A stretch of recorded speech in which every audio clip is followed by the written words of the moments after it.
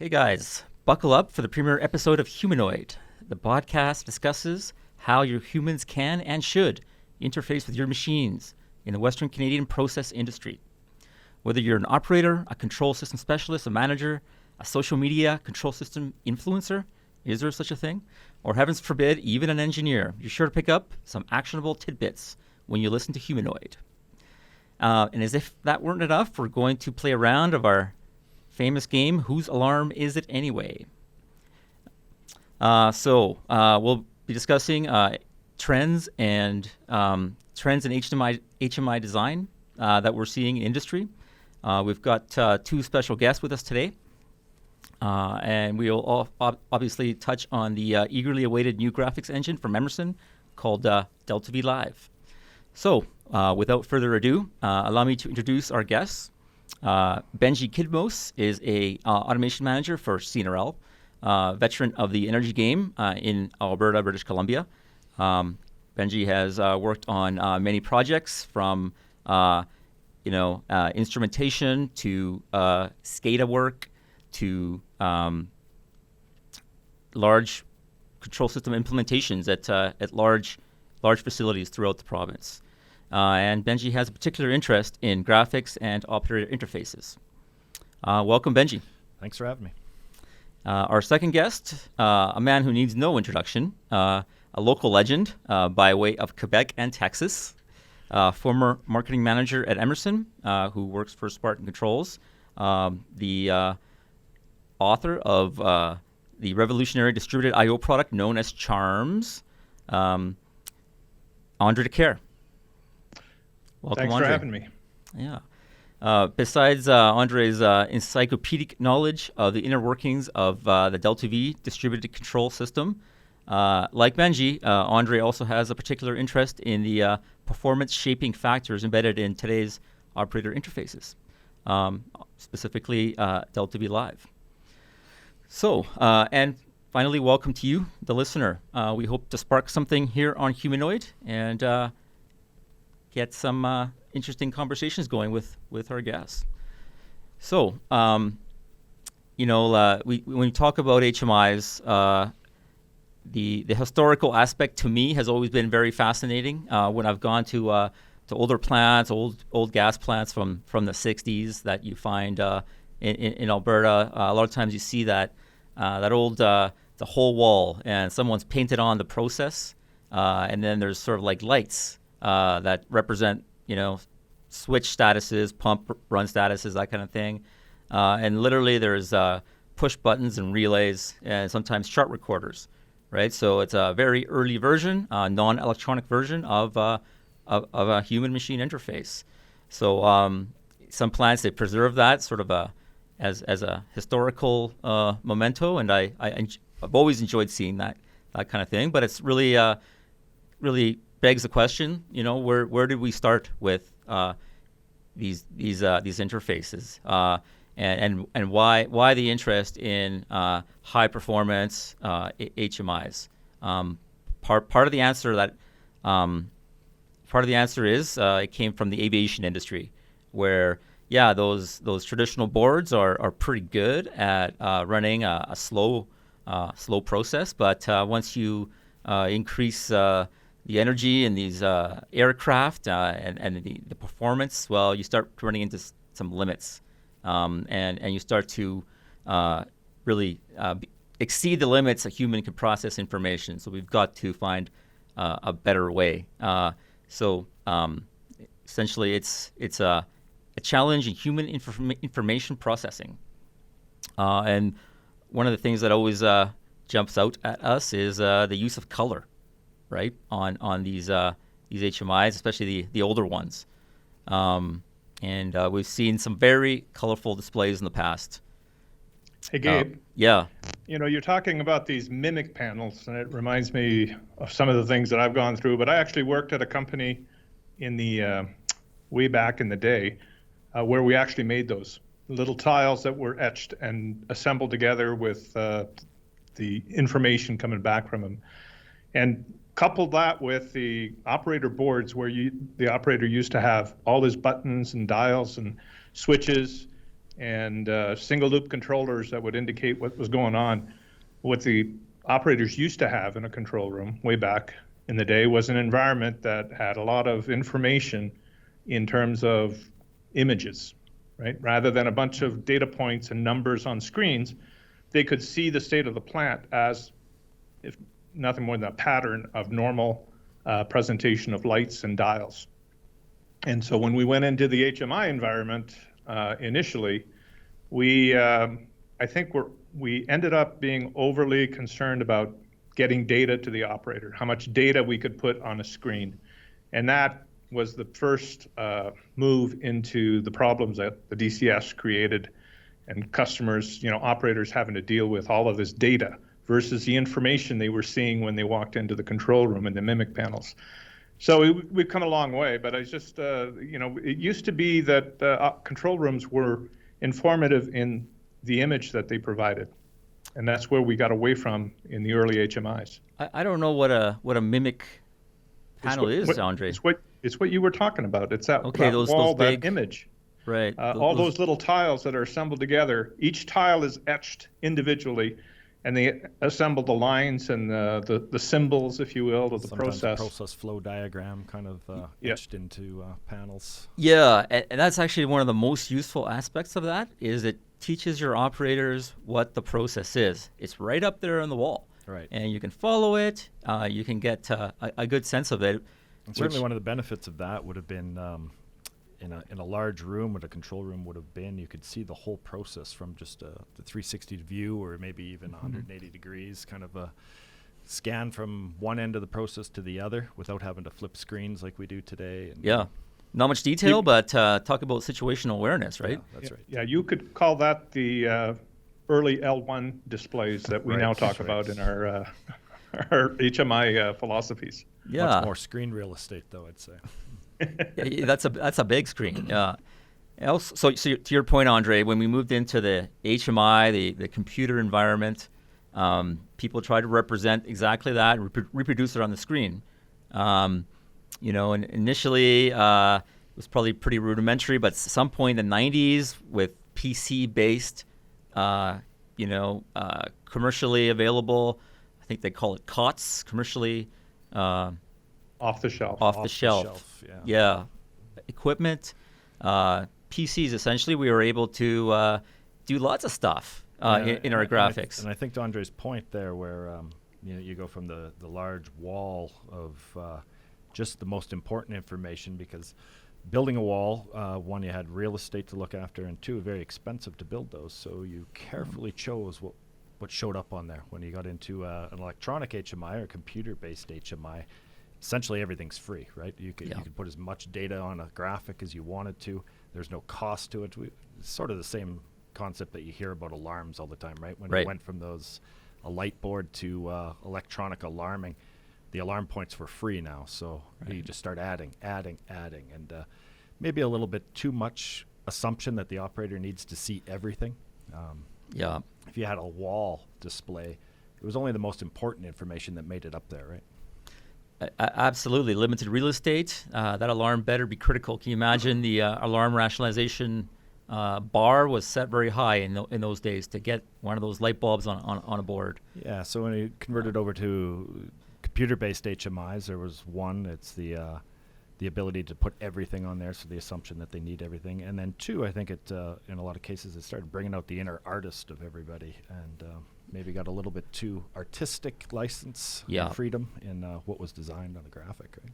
Yeah. No, those in the early Provox days, you built a graphic using little characters, right? There was no pixel level type configuration. There were characters that were triangles and mini lines, and you would line up it's almost like you built a graphic, like you built the MMIC panels. You would make the little tiles. Right. Here we had little objects that were stacked together in an array to make a graphic. And then, like in the 90s, things went to three-dimensional displays. All of a sudden, how creative engineers or display HMI builders could get.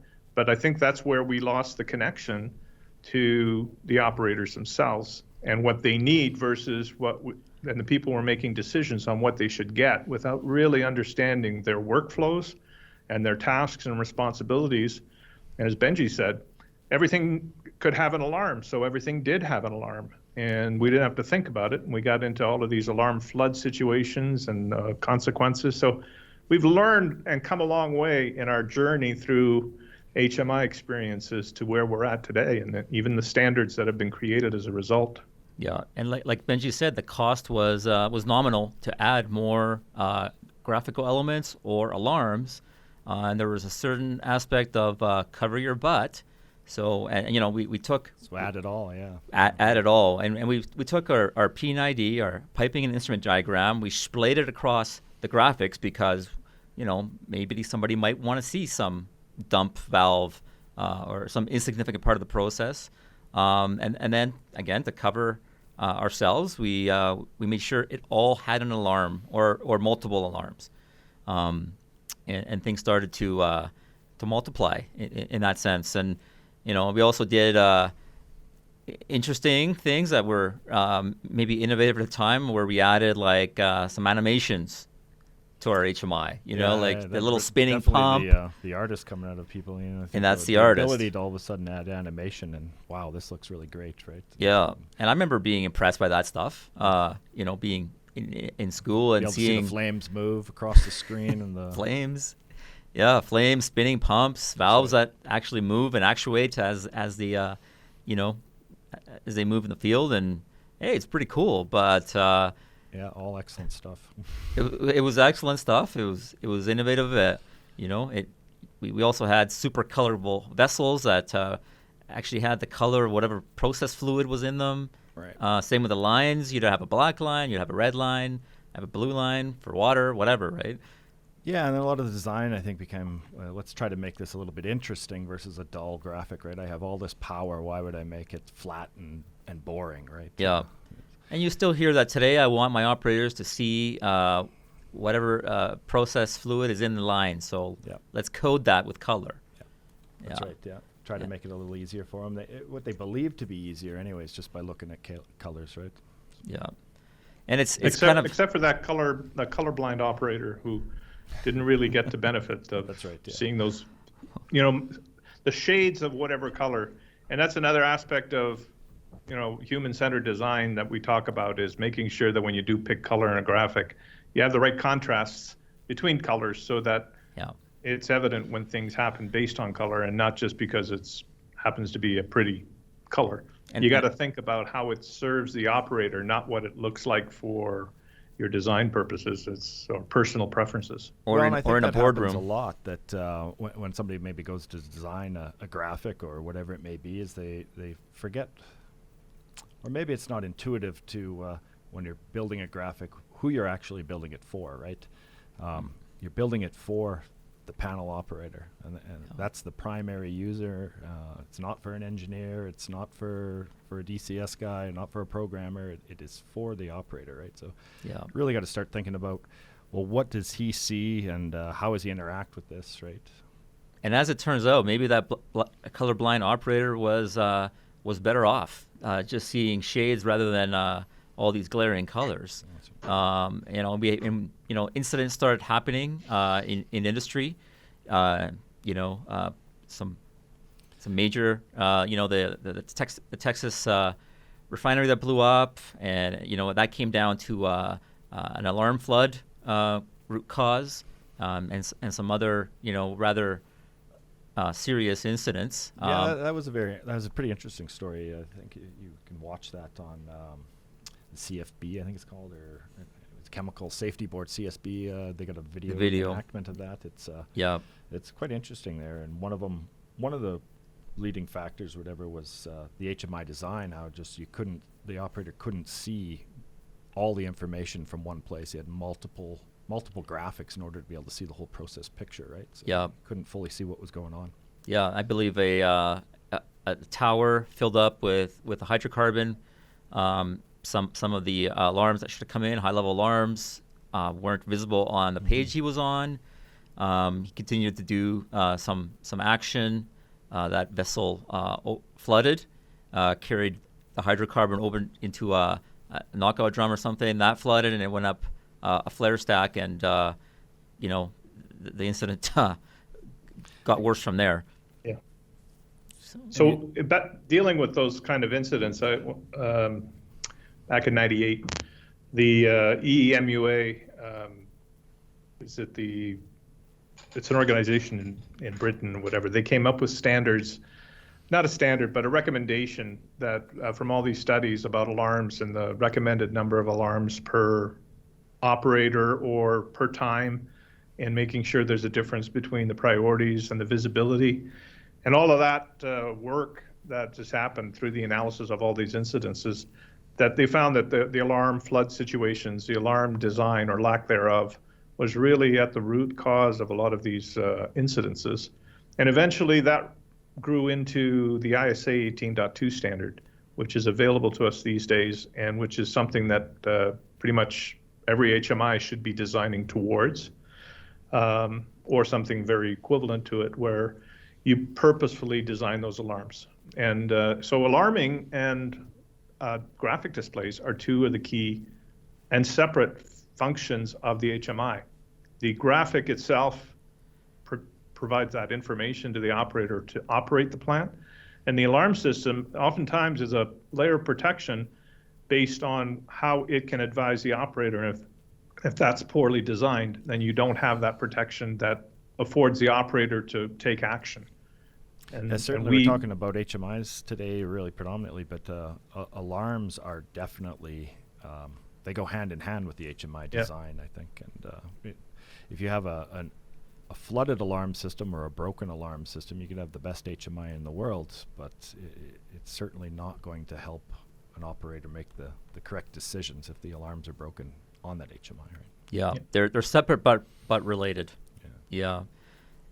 So we started to see that there was a need for some improved way to design HMIs. A lot of this was driven by what had happened previously in the Air Force, in aviation industry, where of course pilots have to have critical information on a second-to-second basis. So cockpits and avionics started to be designed with the human operator in mind, so they could manage their critical process in a way that was safe, and that started to leak into the process industry.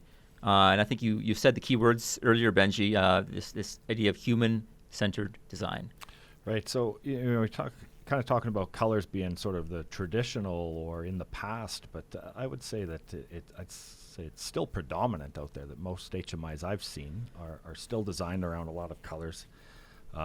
Really, my first experience with grayscale only goes back probably 10 years. It's sort of the first where we started trying to push it. Our first use of it definitely met with a bunch of pushback from the operations team. They hate it. Even on a greenfield project, we said we're going to go in with this. It was a Honeywell-based project, and they had released that human-centered design solutions for all their essentially GEMs or dynamos. I'm trying to remember the name of them for Honeywell. It's been a long time, but essentially they released a library of all the grayscale items, right? And I remember our first use of it, there was quite a bit of pushback. We got it through, but still today, there's most of the HMIs that I see at plants are still very colorful. Did you get a lot of complaints when you pushed that through? It certainly is much easier on if the operations team's introduced to it before the plant starts, right? If their first sit down of it is grayscale graphics, there's maybe a little bit of him and han, but that's what they get used to right away. It's very hard to change their mind once they've been running something for a number of years, and to change it over from all the colors to a grayscale sort of theme. Yeah, that's where you get a lot of the pushback. Operators miss the colors. They do. Yeah. And I remember an operator telling me the first time he seen grayscale, he sat down and he said, "These are absolutely boring." Yeah. And I said, "Great, Good. That's the the point. best compliment you could That was give the me." point. Yeah. Well, that whole thing came out of what Honeywell had a consortium, and I think it was called ASM for That's right, Abnormal that's what it Situation was. Management. And that there was a big push in the industry for that grayscale stuff. And what we learned after several years or whatever, a decade of deploying that kind of display, is that there was just, again, a lack of information to the operators. We were presenting them data. We were showing them numbers and The only time there was something abnormal happening on the graphic was when they were in alarm. And so what was happening is operators would, at a glance, look at a console and not see anything of interest, but they didn't see that the process was drifting or conditions were changing. And so they ended up operating from alarm state to alarm state, Right. and then back again, right? So we learned over a period of time at the expense of our operators that as humanoids, we are pattern recognition engines. We look at stuff as a form of pattern. And one of the first examples was given to me of that is when you drive home at the end of the day, do you remember every second of what happened on your drive home? Or do you find yourself arriving in your neighborhood and you have no recollection of the 10 minutes you spent on the highway? Because there was nothing worth noting. And so your brain processed it and discarded it. But as soon as something abnormal happens, a car is coming, towards the highway, your eye will catch that immediately because it's visible. You're not processing numbers. You're not looking at a number that says that car is coming in at this angle with this speed. You're looking at something worth looking at, right? So it's a pattern of some sort. And that's where we've moved past that ASM type or grayscale and recognize that we need to do more with patterns, like trend lines, spark lines, spider charts, or bar graphs, relative position of the PV to alarm conditions or the set point. Not, the PV is at 92 and the set point is at 87 and the alarm is at what, right? And then do all that math and then do that for 20 or 30 tags on a graphic before you know anything's abnormal. So ASM or grayscale graphics was an initiative to move towards here's what's going on that you need to look at. But we evolved, and today we're looking at displays more as patterns of information and multi-line charts that will show you the profile of a temperature in a column instead of 10 or 12 temperature values. It's very important that by recognizing how humans interpret information or images, that we build HMIs that are the most informative for the operator to know what's going on at a glance. That's certainly a good point. If you come up through the revolution of computers and screens and everything like that, and how cheap they became. If you look at airplanes, they've never really changed. I mean, you look at the cockpit of even today's latest airplane. It's not a giant 43-inch screen for the guy to stare at. It's still dials, gauges, everything like that, right? To just allow them to see information at a glance that means something, not just a number on the screen, right? Information in context. Information in context. That's it exactly. Yeah. Where is this level going, or where has it been in the past, right? What's normal? Which way am I trending? Right. Yeah. I mean, there's something to the whole ASM grayscale, if you will. It's not made up. I mean, it's based on cognitive studies of the way humans process color and information, and they've, it's you can say that all you want to, someone who's used to a great deal of color, and it doesn't convince them because, and maybe the initial grayscale implementations went too far, and they weren't boring, and they didn't give you a sense of how your process was, and that seems to me like the pendulum is kind of coming back to a selective use of color. There's the so-called warm colors and the cool colors, and you code that to mean something. And like you said, Andre, we don't want a quantitative wall of information, even if it's coded with the right colors, because it takes a lot of learning to know what's normal, and a lot of checking and say, okay, yeah, like you said, like 87, is that, well, what's the units? Is that normal? Is it high? Is it low? Which way is it moving? And that's kind of what we're putting in HMIs today. Hey guys, the let's context of grayscale combined with the informational type of displays that the trends, as Andre mentioned, trends, and whether it be dials or bar charts or speedometers, whatever it may be. I think it's really the way to go today that will present the operator with a lot more information. And I think if you tried to if you went straight from a colorful graphic right to grayscale, you may get a lot of pushback. But if you went from a colorful graphic to a grayscale in combination with all the right information on the screen, I think you'd get a lot of acceptance for what you've done. Yeah. I worked on a project that was designed around 2008, and it was very gray. And it had some advantages, but one of the things that I found difficult doing DCS support at a customer site for operator and programming support was the pump run status was, if it was off, it was white, and if it was running, it was gray, so it sort of blended it into everything. Even after several months, it was hard for me to remember which was which. And operators bitterly complained about, they wanted to see green for running and red or something else for stopped. And I think they were right. I think you mentioned something there. The operators were bitterly complaining, and that's because we're not including the operators or people who have basically a stake in operations that in our designs. And we, the way I look at it is, just because you're an operator doesn't make you a great HMI designer, but just because you know how an HMI works doesn't make you a great HMI designer. That's right. We need the experience and the knowledge and the requirements from the people who are going to be the end users. And then if we do have that, we get that early buy-in in a project, we build the display system to meet their needs, as opposed to, hey, look, this is the best way to do it because there's a standard and we followed that standard and this is how you should operate your plant. And that's a big mistake to get into. Even though I think ISA 101 has a lot to offer in terms of recalibrating what an HMI layout should be, it still needs to first be adopted by the operators and operations so that we design those graphics to meet their needs. What are they doing? What are their tasks? What are their responsibilities? And not go off and make decisions on how the P&ID drawing should be split up across whatever number of graphics, or even migrate an old style system into a new style system.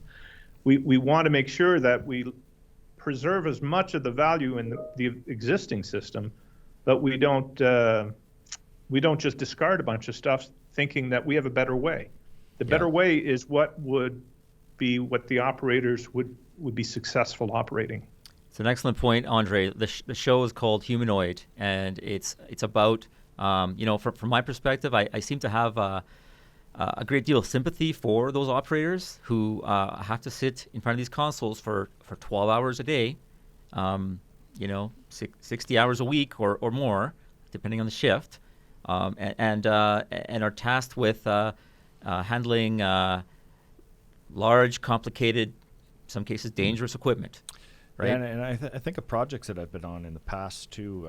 You don't always have that operator interaction in the project, and maybe just the company you're working for or you're contracted to just kind of lets the team go loose on designing the graphics. And honestly, in most projects I've ever been on, the team that kind of gets stuck with the graphics, to be honest, is usually the guys with the least amount of experience, right? Yep. The guys with the most amount of experience don't want to do graphics; they want to do config, right? They want they want to do all the logic, and the graphics kind of get turned over to the younger team with the least amount of experience. They're the guys that cut their teeth. That's where they start learning everything, and then eventually they get up into configuration, right? But it's always been the guys. Fresh into the team that you set them on graphics, and they have the least amount of experience to be designing a graphic, right? So. Benji, you've been involved with some major projects in the energy industry. How have you seen this question of involving operations? Have you seen that? I'd say for the most part, it's been pretty poor, right? From the beginning of a project, there may not even be an operations team or someone to turn to, right? Some of the bigger projects I've been on have had an operations team, but they're mostly there after the project's done, after all the graphics are done, to do the review at a FAT or whatever it may be. But the overall theme is done, right? I mean, they might make a few subtle changes here or there, but if you've invested 2,000, 3,000 hours worth of work, somebody coming in, there's very limited amount of changes they can make at that point, right? So I'd say there's not enough operator involvement in projects at the get-go. I think the advantage would be at a running facility today to be able to leverage, do a graphics conversion and leverage on an operations team there, right? So we're working at our facility. We're going to work towards converting over to live over a sort of a longer period of time, I'll say. We sort of have like a 2-year project span that we believe we're going to do this in, and we're trying to build an operations team, have dedicated guys from the panel guys or to sort of sit with us and what do they like. We're going to interview them, I suppose, as we start designing these things. What do you like? What don't you like? What would you like to see?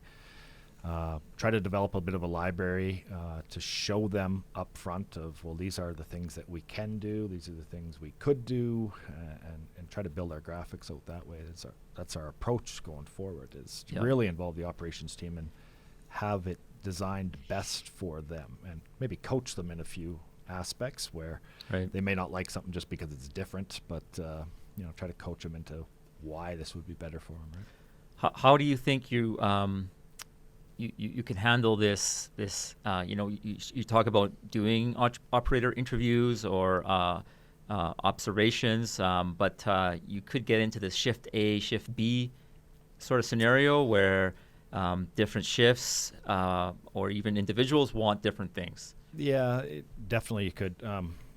I guess just from the get-go, what we're going to try to do is just work with the ops team and just have them assign who is going to be the guy, right, or the guys. And it's not everything can be by committee, right? Sometimes too large a committee and nothing ever gets decided or done. So yeah, you mentioned the conversion at your facility to Emerson's new graphics engine, Delta V Live. Yep. I would be remiss if we didn't delve into that a little bit, and maybe Andre, you can jump in and sort of talk about some of the industry best practices, and you mentioned ISA 101, maybe some of the embedded features from that standard that Emerson's put into Delta V Live. I think adding on to what Benji was talking about, we talk about graphic designs, and the first thing that we need to understand when we're talking about the HMI is what are the tasks that the operators are doing. Not, they adjust set points or they start motors and then whatever. They operate a plant, right? And they have to do things in certain ways. They have to have access to certain information. And today we also talk a lot about alarm state or operating states so that we can adjust the alarm system to be optimized to what the operator is doing. The alarms that we need in steady state operation are not necessarily valid when we're starting up, when we're shutting down, or if we have multiple states of operation. So we have to understand what the operating tasks are, as well as how to present information for the operator to use. So when you get into a standard like ISA 101, it provides a context for presenting information to operators to maintain their situational awareness so that they don't lose focus of the big picture when they're working on a specific aspect, like whether the boiler is tripped, right? Well, there might be 3 or 4 boilers that are providing steam to the headers. You don't want the operator so focused on one boiler that he loses sight of the overall ability of the plant to produce steam. So we talk about a plant area for the boiler utilities that they can operate from, and then displays to which they can delve into all of the details.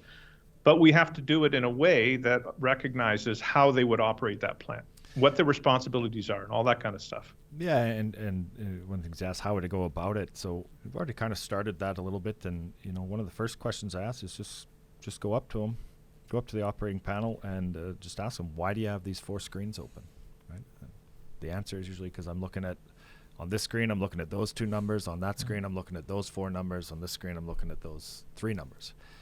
So it begs, can we just put those 8 to 10 things on one diagram for you and reduce those 4 graphics down to 1? There's an idea, right? We talked about the multiplicity of alarms.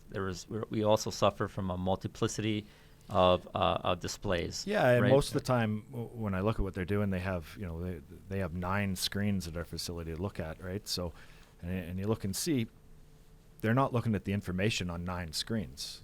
across 9 screens, they're looking on the information that could probably fit on one screen, right? Yeah, I have, in my experience, I've seen operators operate from one screen. You know? So that's the whole concept of having the layered disclosure of information, right? Your L1 display, overview display in the standard is really that entire span of control of an operator and what are the key things, and not necessarily the specific operating parameters, but the mandate that he has, whether it's production quantities, it's energy efficiencies, or all of these other things that are going to influence his decisions. And then the next layer down is the L2, which is really where he should execute all of those decisions. He should be able in one display to be able to operate a span of control, if you will, or a set of units, a plant area. And then all the L3 displays go to support that. And maybe L3 displays, if you think about them, the PNID type diagrams that we have in most of our facilities, they're really L3 displays. And you get very focused unit level information on each one of those displays, and operators that are operating on L3 type displays are constantly going from display to display. I need 2 or 3 of them open. I need more real estate because my data is spread across these L3 displays. And the concept of the 101 standard is to get that L2 display designed that brings all of that operational data for the L1 display gives him the information to make a decision. The L2 display gives him all the tools he needs to execute on it. Right. And one of the things, I'm looking at doing is take something like the event chronicle, right, and filter by an operator's name in the event chronicle and just look throughout a week, what does he interact with? Because it records everything, right? You'll find in a lot of the displays there'll be, like to Andre's point, the L3 actually has been presented as the L2. There's way too much information on it. There might be a controller on there that nobody has changed the set point or interacted with for years because it just runs, right? There's no need to interact with it. So why is it on his most predominant display? So you go through the event chronicle and all our operators log in by their name, so I can certainly filter by what does he do in a day? What does he do in a week? What is he interacting with, right? You can kind of see, he makes moves on this controller, or he changes the set point here often, or whatever it may be, right? It's not going to be like the movie Office Space, Benji, where you're going to ask them, what do you even do around here? Is it? No. Okay. I've But got the people event skills. chronicle, the event chronicle is a really powerful tool for an installed customer, right? Because even when you take a look at abnormal situations, right, when this equipment trips, you can look at the event chronicle and go and see all the actions that the operator has had to take, and then when you overlay that with the number of clicks, if you will, or the number of graphics that he had to access to do that, you start to understand that from a task perspective, the displays have not been designed around enabling the operator to respond to this situation. And that's where a better understanding of those tasks leads us to the better design of graphics and even the automation. When we get down to how an operator reacts, if they always have to do the same thing that involves 14, 15 modifications, an automated sequence of some sort would be useful to allow them to execute that consistently and quickly, if that can be proven as that's a function they have to do. So we need to look at how operators are operating, and on a greenfield, that's a lot harder because we don't have that history. That's right. But we can get experience from people who have operated plants and know that these are the things and the tasks that we need, and therefore our graphic design should be laid out to facilitate that and minimize the number of displays you have to navigate through. So Benji is going to look at some data. He's got the crazy idea. He's going to talk to some operators, ask them what they do. That's just crazy. Yeah, I mean, I think in these redesigns and modernizations, there's a real opportunity to through the graphics, and maybe not just the graphics. There's other factors in the control room, but through the graphics to sort of optimize how operators operate in terms of performance, in terms of safety, and I'm sure there's an economic aspect to this as well. Yeah, and I think completely going to a new graphics engine, I only think maybe 50% of it is actually building graphics. The other 50% is designing what it is investigating what you need to put on a screen, going through those Yeah. event logs, interviewing the operators, watching what they do. Yeah. And then the other 50% is building it, right? You said something interesting, Benji. You said like you've seen your operators and they've opened up mini graphics and they're just picking off a few values. Yep. You know, and I mean we know why that is. Traditionally, we've taken our P90, we've put that on a screen. Maybe like you say, junior people have built every single element on that P90.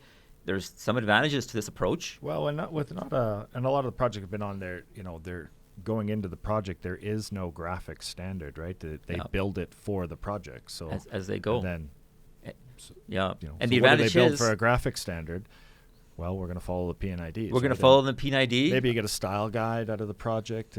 Maybe. At least drives consistency in, Yeah. in what's placed on there. But even the most style guides that I've seen, they're just really consistency documents. It's not Design based. an overarching theme of Yeah. how things are going to be designed. It's more Yeah. of a consistency document. Listen, lines will be this thick, colors will be this.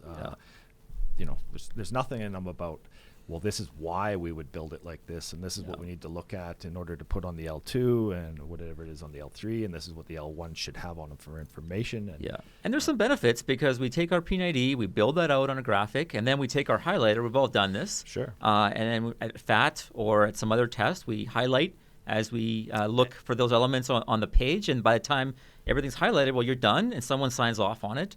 The engineering company or whoever is Right, doing and the why I graphics think can it's say, always well, no, been- we did our due diligence. Look, and it is a legitimate approach. And why it always becomes highly accepted, I think, that way is because it's, to your point, it's something you can check to, so they can Yeah. say, well, they built exactly what we designed on the PNIDs, right? Where Yeah. Didn't miss anything. It's you all can there. imagine that if you had majority of your screens were just graphs and trends and bar charts, and then go into an EPC who wants to check the design that you got their design intent, that might be a bit of a sell as well on a greenfield project, right? They're Yeah, looking for those PNIDs and Yeah. say, well, where's the lines, right? And where's Yeah, the vessels? Yeah. the thing that we found is in terms of the standard 101 is those L1, L2 displays, L3 displays being the PNIDs. When you get into those PNIDs, who draws the line between, okay, this information will be on this graphic and this information will be on that graphic? Because you can get the PNID on the L3 displays and say, okay, here's the unit and whatever, and these seem to be the points of crossover, and yeah, I think I've got everything. Or you have to split the unit up into two different graphics because you can't really, it'll get too cluttered. So somebody's making decisions on what PNID drawing elements are being put on each graphic, and the end result is the operator has to access 2, 3, 4 displays to manipulate the variables that actually are being influenced by a particular process situation, which is where you get into this problem with operating from L3 displays. And that L2 display is recommended to be more of a process flow type level display. Not so concerned about having all the pipes and lines and valves and everything represented, but what decision factors and what actions operators need to take to make the product. And so it's a process flow as opposed to a piping and instrumentation, but having both of them gives you that ability to sign off on all the information being in the system at the L3 unit level, but having a task-oriented, operator-centric display at the L2 level. And when Benji mentioned a little bit about style guides or those types of things, the standard kind of talks about that. You know, a plant should have an operational HMI philosophy that is applicable no matter what system you're using, right? This is how we want our operators to operate. And so if we pick a system, we can implement this. But when you have different DCSs underneath the hood, the style guide is that transitional document that says, okay, when we do this, we do it this way on this system, as opposed to, and we get mixed up sometimes, what's an HMI philosophy versus a style guide? And that to me is the difference. The HMI philosophy is really system agnostic, but your style guide should exist for each system because that's going to guide you to implement that system in the best way and the best consistent way for whoever's going to work on your system, starting with the engineers that are going to build the system, the EPCs or whoever's actually designing it originally, but also who's going to support it after the fact. The plant personnel who have to go in and update these graphics, what's their reference for doing it and maintaining that consistency and staying within the desired scope so we don't end up with a lot of spaghetti code and everybody putting in their own personal preferences, which rarely really benefits the operator. Yeah. It might make you feel better because you did something neat, but sometimes you got to swallow your pride and implement the standard because it's not your system. If it's anybody's system, it's the operator's system. The HMI I'd agree. is the operator's. Hey guys, we said we were going to play Whose Alarm Is It Anyway? So let's see if we can't play some sounds here. And I mean, graphics is what we're talking about, but the operator control room environment has sounds. You're designing for interactions between operators. There's some busy control rooms with too much sound. Too much communication, a lot of traffic. So lots of consideration, right? So let's play a sound here. Let's see if we can pick it up. Do you guys hear that? I can hear that. Yeah, I can hear that. What's- I'm just concerned about my my heart rate right now. Would you respond to that alarm? Maybe. That would be, to me, that would be more of an operator prompt, maybe, for information. That if you choose to respond to it, go ahead, but it's not the most important. No, it's that sounds not installing a sense of urgency in me. No. It's more of a monitoring sound. What about this one?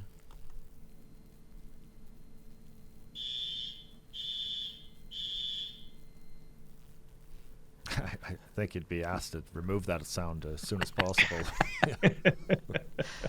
Still, I get a sense that sound is urging me to take a look. Like maybe there's something going on. Okay, one more.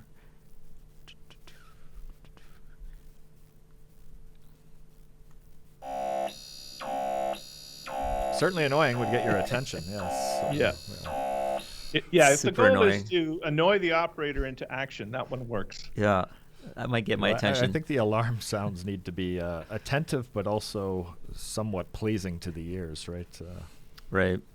Not too pleasing that they leave them on.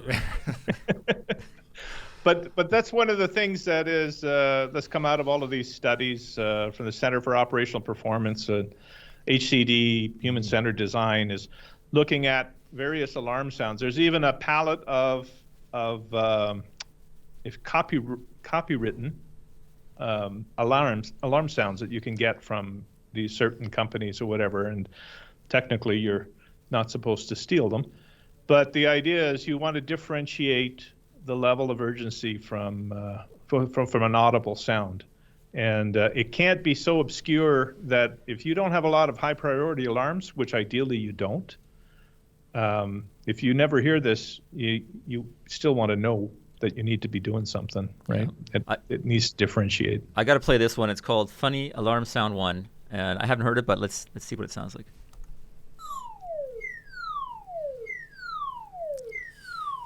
Yeah, I mean that almost sounds like an evac siren, right? Yeah. Yeah, That wasn't so that's funny. something I've heard. I was hoping for a little bit more, more whimsy All right. in that sound, but yeah. So that larger control room environment. I mean, console setup is a big part of that, and one of the trends we've seen is more screens.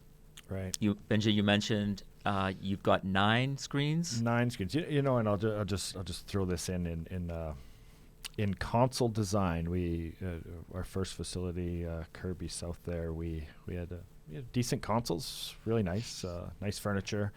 But the biggest complaint is not anything to do with the amount of screens or the way the screens are laid out. Honestly, the biggest complaint all the time is I can't stretch my feet out. Right. So Right. we found in console design, the number one thing that operators ask for is to be able to kick their legs straight out, right, and not have to shift their body sideways or whatever it may be. So a completely Yeah. open console design underneath. is the most Right. important. You know, Ergonomics. ergonomics, yeah, and we don't really do much of that, you know, certainly within our company, but it's a huge factor, right? And also, one thing I've noticed is what is the traffic like in the room? Right. Where's the door? Who's coming in? I mean, instrument techs and field operators, electricians, all these people need to come in and talk to certainly operations. Controlling the amount of people coming through the control room is important. And you were kind of mentioning it on screens there. We run, our operators run 9 screens. That would be 6 24-inch, I'll say, operating screens, and then 3 43-inch overview displays, right? So one of the overview displays is fixed to the alarm summary, Right. and the other 2 are actually just fixed to trends, right? So in part of our change from where we are now on Delta V Operate and going to live is we're really going to look at those overview screens and see if we can take much more advantage of 43 inches of real estate space to be more than just a trend screen, right? Yeah. It just runs on each trend screen, right? They have 4 separate trends up there, probably a total of about 15 to 16 pens on each screen, or a little bit more, maybe even 20. But we think we can combine that on a graphical element instead of a trend program, and just add a lot more information on there about their unit, right? Yeah. We're looking towards that. Do you find they operate off trends? They do. They use the Yeah. trends a lot, right? That'll be their first point of looking at something. And that is pattern recognition. They keep the same trends up all the time. And really all they're doing is they're glancing up to see if something's sort of out of the ordinary, kind of to Andre's point of when you drive home. You notice the sign on the side of the road that maybe was different from last week, but you may not remember anything else about the trip home, right? So really it's the pattern recognition, and it's evident in how they use those trends. Right. You know, I'd be, you know, here. Okay, buzzword alert. Industry is going through digital transformation, if you will. Mm-hmm. You know, DCS systems have been for a long time at the forefront of collecting rich sources of information. This is what operators, that's their bread and butter. The Internet of Things and the cloud, those are the buzzwords, right? I still Oh, don't yeah, know you I still don't said know them what all. it is, but it's Sounds cool. sounds cool. Yeah. So there's a sort of a demand to send this information collected by the DCS to other business layers within the organization. Are you seeing that? There is actually, that's one of the biggest pushes that we have these days. It's just the amount of data that others want, right? Yeah. So that goes sort of aside from the HMI design that's kind of in the background, where, you know, at a secondary layer, I'll say where there's a push towards having, I'll say in the past, we had a lot of remote access for the engineering groups into the control system as a read-only, right? So they were looking at the same graphics and they were using the same trend system, whatever it may be, to try to glean off the information that they need.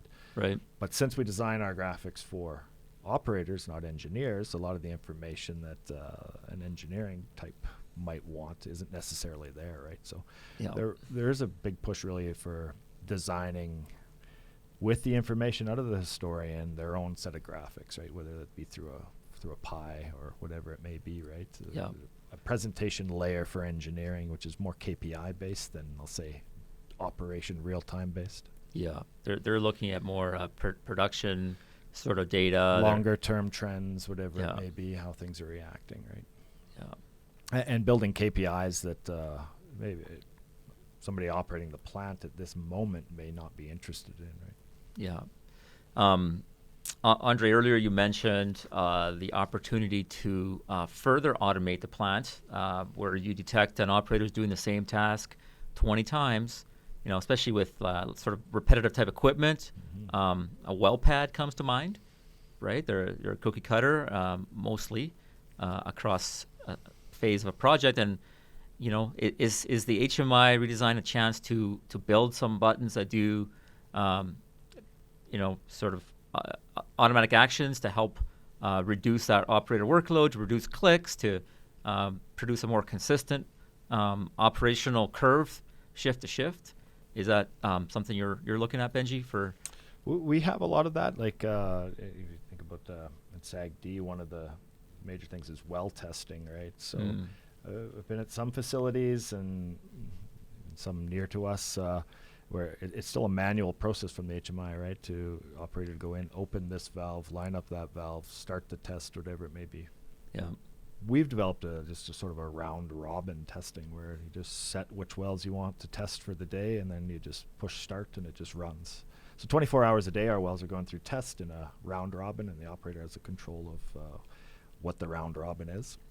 So it's 100% automated, but we're definitely looking at, that'll be part of what we want to do is, to Andre's point, if somebody does these 14 tasks all the time, either under a situation or a startup condition, or can you look at taking all of those 14 items or 15 items and making it into a single button through logic? Right? Yeah. Certainly, that I think it needs to be part of I'll say a redesign of what we're going to present to them. Yeah. Make their lives easier. So, hey, Andre, you mentioned the standard. You mentioned Delta V Live has some of those standards built into it. How does an end user work with that? Well, I think that's one of the benefits of going to Delta V Live in terms of our project execution. Is the product has been designed with a lot of enhancements with on the design side. So as we talked earlier, if we end up with a bunch of graphics that are designed and then the operations team comes in late in the project to look at them and say, hey, we don't like this, we'd like to change that and change that and change that. Delta V Live at least provides us with a library that is a class-based configuration architecture. So a lot of the late changes can actually be executed fairly easily by modifying a class object that perpetuates through all or propagates through all of the displays in one shot. So we've got a lot of benefits with Delta V Live in terms of being able to manage the environment even once it's finished. And that goes into this idea of the standards, where we would be able to manipulate all these standard variables to adjust the look and feel of the HMI without necessarily radically having to redesign anything. If we've tied our objects, the gems, the display objects to clearly thought out standard layout, then we have a lot of flexibility in how we can tweak that presentation at the end, including the colors and line size and fonts. And you can even have that defined in themes where under certain operating conditions, lighting conditions, you can have options that are built in that manage not just the colors, but also all of the items within that, such as line colors, line sizes, font sizes, and make the operating environment even dynamically adjustable, night versus day, an outdoor panel versus an indoor control room panel. Same display, just operated on a different theme. Hey, my iPhone has a night mode now, which I quite like. Yeah, especially when you're driving at night. Yeah, you look at that, a lot of software today, everything, almost everything you touch nowadays has the ability to go to a dark mode, right? Whatever it may be. So, and I think that's a lot of when designing an HMI, it needs to be intuitive. If you think of any software you used in the past, or even on a daily basis, if you're always hunting to try to figure out how to do something, it's horrible, right? Yeah. And that goes with an HMI design. Really, you are designing a software front end for a user, right? And that particular user just happens to be a control room operator, but you're designing the front end for that software. And it needs to be intuitive throughout, and it needs to be consistent. Right. You know, we talked about sort of the human-centered design trend from the 2000s, some good stuff there. Today, to your point, Benji, it seems like the influence is coming from what they call UX, operator interface design. So, web pages, cell phones or tablets, that kind of idea. Yeah.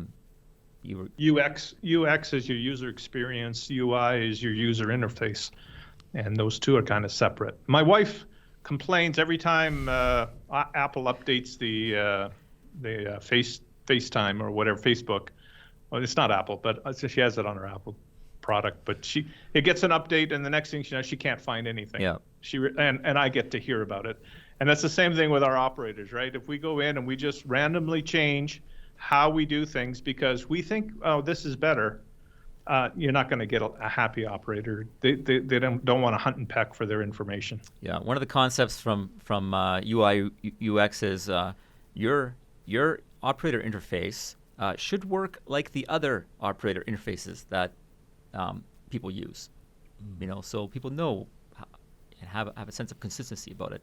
Yeah, what's the general feel out there? Is it takes 10,000 hours to master something? Well, you can't have 5 years for someone to learn your HMI, right? Yeah. You need to reduce the complexity down to about 2 months to become an expert in whatever you've presented to them. Right, and then finally, I think the last buzzword I'll throw out there is the whole millennial angle. So we've got a new breed of operators coming on board. They're used to some fairly sophisticated interfaces, and like you mentioned, Benji, you're not going to have possibly because of changing workforce and changing resource levels, you're not going to have years to onboard these people. That's right. And actually, that brings a good point with the younger operators. A lot of the questions are they want a lot of things out of their HMI. When you tell them, Yeah. let's really can't do that, then they just, well, why, right? Like, Yeah. Look what my phone can do. You're telling me that this system can't provide that. Yeah. So It's they a want tough a lot of, and kind of worries me a little bit maybe because they're so used to electronics today. They want a lot of fancier things in it, and I do see from the younger guys maybe a push towards Yeah. the neat factor on the HMI, right? Right. And so you could try to tell them it's play on your iPhone. That's where the neat is. This isn't. Yeah. This isn't where we want to put it. No, and I've had feedback from some older automation guys saying, "Hey, Gabe, this ain't a video game." Right. You know, so keep it simple.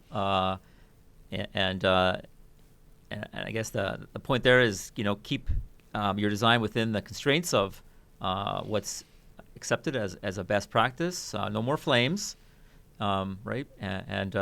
But we do have to sort of modernize and get a younger generation engaged. You know, if they walk into the control room and they see sort of like that old black and yellow theme, or you know, it looks like something from you know, a And vintage movie. Well, And I think you know, a lot of the grayscale definitely is way too boring if it's all grayscale. I think there's quite a few colors that are easy on the eyes and allow you to have the ability to see what's the most important data, such as alarms, because they're contrasting colors. But you can make your HMI look with at least very pleasing to the eyes with the colors, right? It's not bright colors, but the backgrounds that are pleasing displays. You know, if you look at a lot of other software, such as some of the stuff from Microsoft or whatever it be, they're kind of going towards the same colors in the backgrounds, right? Where they're pleasing colors, but they're not bright and shiny, right? Yeah. I already got some more sounds, guys.